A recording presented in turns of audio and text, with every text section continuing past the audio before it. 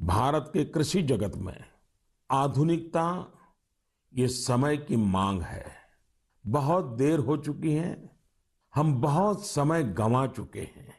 Agriculture sector में रोजगार के नए अवसर पैदा करने के लिए, किसानों की आय बढ़ाने के लिए परंपरागत कृषि के साथ ही नए विकल्पों को, नए नए इनोवेशंस को अपनाना भी उतना ही जरूरी है।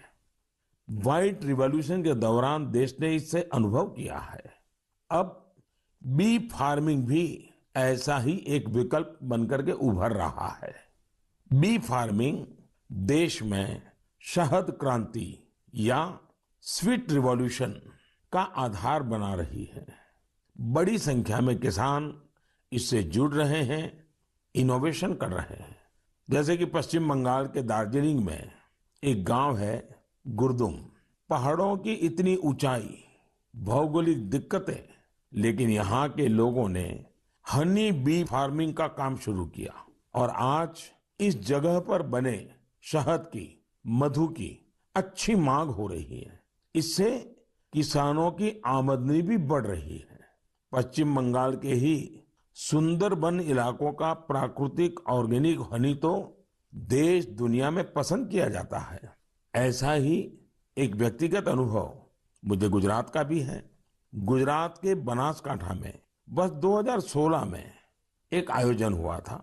उस कार्यक्रम में मैंने लोगों से कहा कि यहाँ इतनी संभावनाएं हैं, क्यों न बनासकांठा और हमारे यहाँ के किसान स्वीट रिवॉल्यूशन का नया अध्याय लिखे। आपको जानकर खुशी होगी, इतने कम समय में बनासकांठा शहद उत्पादन का प्रमुख केंद्र बन गया है।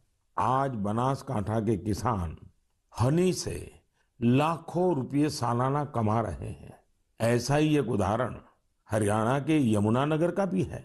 यमुनानगर में किसान बी फार्मिंग करके सालाना कई 100 टन शहद पैदा कर रहे हैं, अपनी आय बढ़ा रहे हैं। किसानों की इस मेहनत का परिणाम है कि देश में शहद का उत्पादन लगातार बढ़ रहा है और सालाना करीब 1.25 लाख टन पहुंचा है। इसमें से बड़ी मात्रा में शहद विदेशों में निर्यात भी हो रहा है। साथियों, हनी बी फार्मिंग में केवल शहद से ही आय नहीं होती, बल्कि बी वैक्स भी आय का एक बहुत बड़ा माध्यम है। Pharma industry, food industry, textile और कॉस्मेटिक इंडस्ट्री, हर जगह बी वैक्स की डिमांड है। हमारा देश फिलहाल बी वैक्स का आयात करता है, लेकिन हमारे किसान अब ये स्थिति तेजी से बदल रहे हैं। यानी एक तरह से आत्मनिर्भर भारत अभियान में मदद कर रहे हैं। आज तो पूरी दुनिया आयुर्वेद और नेचुरल हेल्थ प्रोडक्ट्स की ओर देख रही है। ऐसे में हनी की मांग और भी तेजी से बढ़ रही है। मैं चाहता हूं देश के ज्यादा से ज्यादा किसान अपनी खेती के साथ साथ बी फार्मिंग से भी जुड़े। ये किसानों की आय भी बढ़ाएगा और उनके जीवन में मिठास भी घोलेगा। मेरे प्यारे देशवासियों, अभी कुछ दिन पहले वर्ल्ड स्पैरो डे मनाया गया। स्पैरो यानी गोरैया। कहीं इसे चकली बोलते हैं, कहीं चिमनी बोलते हैं, कहीं घौन चिरिका कहा जाता है। पहले हमारे घरों की दीवारों पर, आसपास के पेड़ों पर गोरैया चहकती रहती थी, लेकिन अब लोग गोरैया को ये कहकर याद करते हैं कि पिछली बार बरसों पहले गोरैया देखा था। आज इसे बचाने के लिए हमें प्रयास करने पड़ रहे हैं। मेरे बनारस के एक साथी इंद्रपाल सिंह बत्रा जी ने ऐसा काम किया है जिसे मैं मन की बात के श्रोताओं को जरूर बताना चाहता हूं। बत्रा जी ने अपने घर को ही गोरैया का आशियाना बना दिया है।